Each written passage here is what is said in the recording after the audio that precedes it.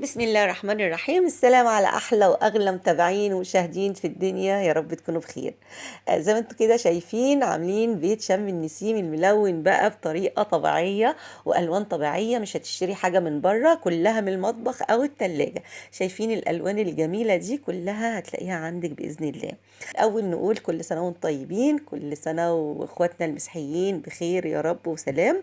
هنشوف دلوقتي ازاي نعمله البيض الملون زي ايام زمان كده، زي امي الله يرحمها كنت اقوم من النوم كده يوم شم النسيم الاقيها عامله البيض الملون والحلبه والترمس. حاجه كده كانت جميله، كانت بتفرحنا جدا. كنا بنستنوا يوم شم النسيم ده عشان الحاجات الملونه اللي بتتعمل. تعالوا نفرح ولادنا ونعملوها بأبسط مكونات، من غير تكلفة، من غير حاجة، ومش مضرة خالص. ألوان طبيعية مش مضرة ولا ليها ريحة ولا طعم.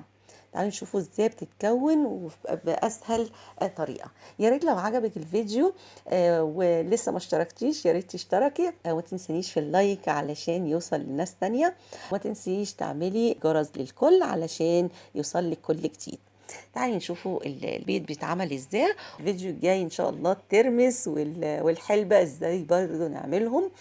انا هنا جايبه البيض بتاعي نقيته كويس، ما يكونش فيه حاجه مشروخه او كسر او اي حاجه. هنبدا نغسله بقى تحت ميه جاريه، ونكون محضره الحاجه اللي هنغلي فيها. جايبه هنا محضره معلقتين خل، لازم تضيفيهم للميه وهقول لك دلوقتي فايدتهم ايه. معلقتين خل ومعلقه ملح. هتدوبي الخل والملح في الميه كويس جدا. فايدة بقى الخل والملح هوريكي دلوقتي عملي فايدتهم ايه، هتشوفيها بعينيكي ايه فايدتهم، والمية بتغلي هيحصل ايه. هقول لكم في ساعتها، ساعة ما هيحصل الموقف هقول لكم الخل والملح كان فايدته ايه في البيض. هنا بعد ما بتغلي المية بتبدأي تعدي حوالي 7 دقايق، تسيبي البيض حوالي 7 دقايق يكون اتسلق معاكي سلقة حلوة كويسة جدا. شايفين الريمة دي؟ شايفين الريمة اللي طالعة على وش المية دي بسبب ايه؟ ان واحدة فرقعت جوه، واحدة فرقعت جوه، بس انا مش عارفاها انه واحدة فيهم. شايفين؟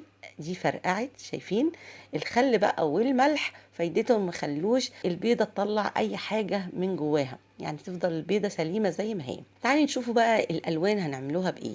انا هنا جايبة حتة بنجر كده، كان عندي بنجر في الفريزر سلقاه، ممكن مسلوق او مش مسلوق مفيش مشكلة. هتعمليه بالهاند بلندر او بالخلاط عندك في شوية مية، تهرسيها كويس جدا، يكون ني او مستوي مفيش فرق. انا جبت حته كده وهرستها. كمان دورت على حاجه خضراء عندي ما لقيتش، قلت جرجير اي حاجه خضراء، ما لقيتش غير عندي سبانخ في الفريزر، طلعت حته سبانخ.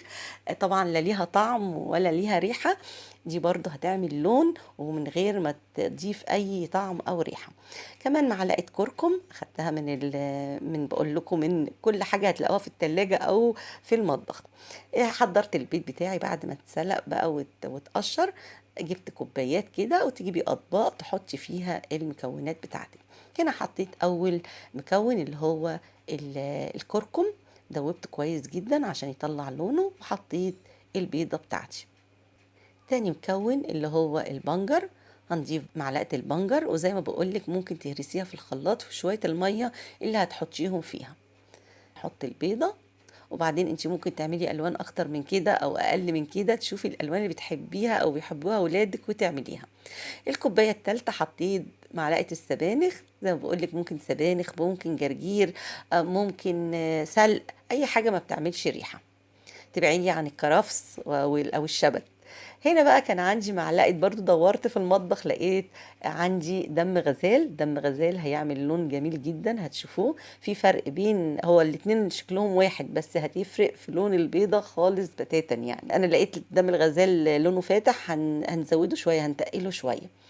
وخليت بيضة بقى لونها الطبيعي زي ما انتوا شايفين كده. انا سايباهم في كل واحدة في كوبايتها، هنسيبها يعني حوالي ساعتين. انا سبتهم ساعتين، انت ممكن تسيبيهم اكتر من كده، ممكن تخليهم من بالليل، مش هيحصل لها اي مشكلة، هتفضل زي ما هي بنفس الطعم ونفس المذاق.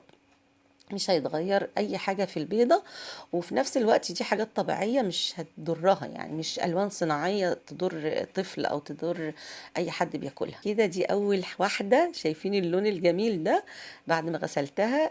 ده دم الغزال. شايفين اللون؟ لون دم الغزال طلع تحفة، اللون النبيتي الحلو ده. كمان هنشوف اللون اللي طالع من الكركم.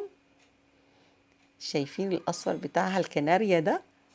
هنغسل برضو بيضة بيضة كده، تغسليها تحت المية كده وتحطيها في الطبق بتاعك. وانا حطيت البيضة الطبيعية البيضة العادية. وهنا شايفين اللون البستاجي الجميل ده من السبانخ، يعني زي ما بقولك لونها طلع خرافة. كمان اللون اللي هو طلع يعني بالنسبة لي كان مفاجأة، اللون البنجر. اللون البنجر شايفين لما قعد ساعتين بس طلع اللون الموف الحلو، البنفسجي الفاتح الجميل ده. شايفين ألوان البيض بقى؟ ألوان طبيعية غير مضرة، ملهاش طعم، في منتهى الجمال، بتفرح الولاد، فرح حتى الكبار، يعني حتى الكبار، حتى ولادي وجوزي فرح بشكل البيض اللي انا عملتها لهم مفاجأة كده. جم من بره لقوني محضرة العشاء وجنبيها البيض الملون ده. اتفاجئوا الصراحة وكانوا مبسوطين جدا بيه، وقالوا لي شم النسيم وصل عندنا قبل اي حد. يا ريت تعملي لولادك كده، البيض فايدته كبيرة جدا، الاطفال بالاخص كمان بيبقوا محتاجينه جدا. كله كالسيوم وفيتامينات. يا ريت تعمليه بالطريقه دي، ممكن الالوان دي يحببهم فيه. اسيبكم في رعايه الله وحفظه. كانت معاكم فادجي قاسم. ما تنسونيش في اللايك والشير والاشتراك وتفعيل الجرس للكل عشان يوصلك كل جديد، واستنوني الفيديو الجاي ان شاء الله. ترمس والحلبة.